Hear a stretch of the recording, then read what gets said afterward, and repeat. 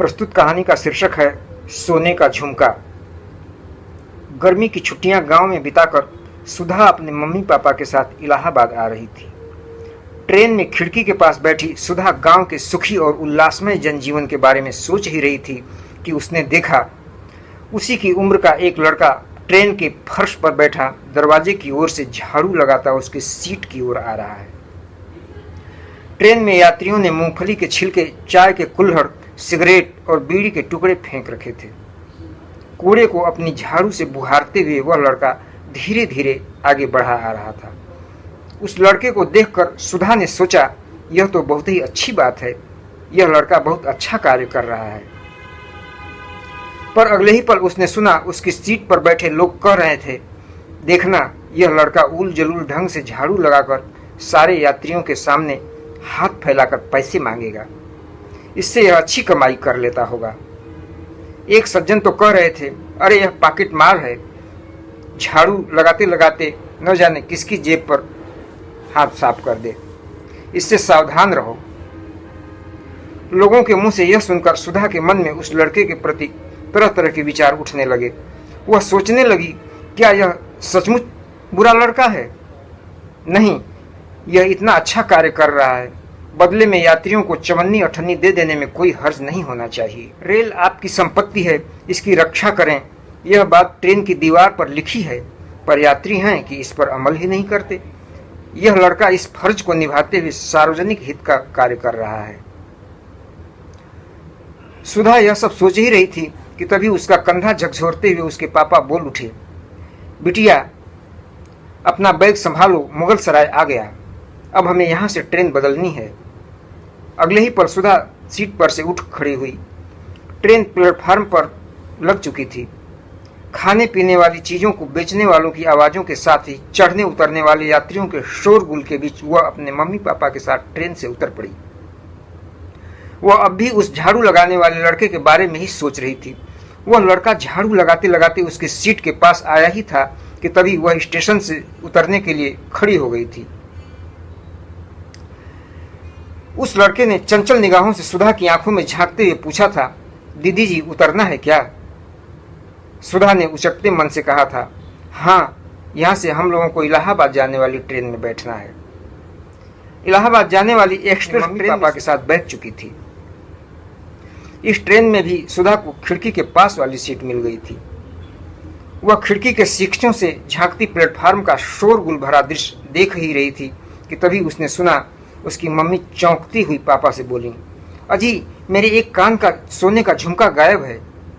उसके पापा घबरा उठे, अगल बगल तीखी नजरों से देखने लग गए, पर निराशा ही हाथ लगी।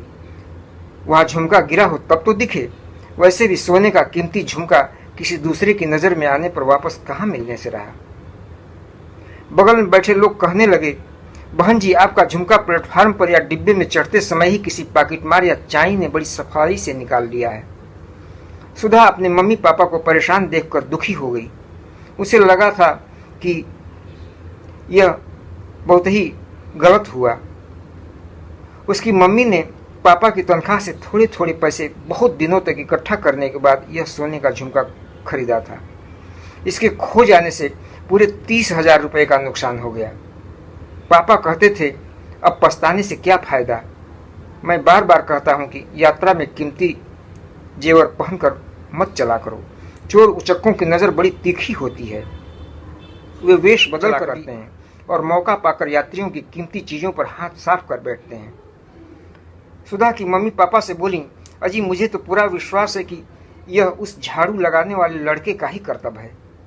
जब मैं अपना बैग झुक कर उठा रही थी प्लेटफार्म पर उतरते समय, तो वह लड़का बिल्कुल पास ही उकड़ू बैठा मुझे घूर रहा था। अब समझ में आया, उसकी नज़र मेरे सोने के झुमके पर ही थी। यह भी तो हो सकता है कि प्लेटफार्म पर पहले से उसके साथी मौजूद रहे हों और उसने खिड़की से इशारा करके उन्हें मेरी पहचान कराते हुए बता दिया हो कि मेरे कान में सोने का झुमका है। ट्रेन अब चलने वाली थी। सुधा और उसके मम्मी पापा मन ही मन पछतावे से भरकर अपनी सीटों पर खामोश बैठे थे। पापा थोड़ी देर पहले ही प्लेटफार्म पर इधर उधर नजर दौड़ाकर निराश लौट आए थे। उन्होंने रेलवे के एक इंस्पेक्टर को यह बात बताई थी तो वह अपना चिकना डंडा हथेलियों पर थप थप करता बोल उठा था, आप तो पढ़े लिखे हैं, यह नहीं जानते हैं कि यात्रा में कीमती गहने पहनकर चलना खतरे में पड़ना है। फिर भी आप लोगों ने गलती कर दी तो इसके जिम्मेवार हम थोड़े हैं। गार्ड ने हरी झंडी दिखाई और ट्रेन आखिरी सीटी देकर प्लेटफार्म पर मंद गति से सरकने लगी। तभी सुधा एक चौंक उठी। उसकी मुट्ठियों पर किसी ने स्पर्श करके उसका ध्यान अपनी ओर खींचा था। अरे, यह तो वही पिछली ट्रेन में झाड़ू लगाने वाला लड़का है। अब यह क्या करने आया है? शायद चलती ट्रेन से उसकी कोई चीज खींचने आया है। उसके मन में क्रोध आया और वह उसे झिड़कना ही चाहती थी कि तभी उस लड़के की मधुर आवाज उसके कानों में शहद घोल गई। दीदी, दीदी, यह आपकी मम्मी का झुमका झाड़ू लगाते समय सीट के नीचे मिला था। यह कहकर उसने झुमका सुधा की हथेली पर रख दिया। अगले ही पल माहौल खुशी में बदल गया। उसकी मम्मी को मुट्ठियों में लेकर चूम लिया। ट्रेन की रफ्तार अब बढ़ चुकी थी। शोरगुल भरा प्लेटफार्म पीछे छूट गया था। सुधा सोचने लग गई थी, हम स्वयं लापरवाही बरतते हुए क्यों एक दूसरे को बुरी नजरों से देखते हैं और अपनी वस्तुएं खोने पर दूसरों पर चोरी का इल्जाम लगाते हैं। किसी के मैले कुचैले कपड़े देखकर उसे चोर उचक्का क्यों समझते हैं? यह गरीब लड़का था तो क्या ईमानदार था? झाड़ू लगाकर पेट की भूख मिटाने के लिए उसे चंद पैसों की आवश्यकता थी, फिर भी उसने एक कीमती चीज को प्रयास करके उसके मालिक तक सही सलामत पहुंचाने का कठिन कार्य किया।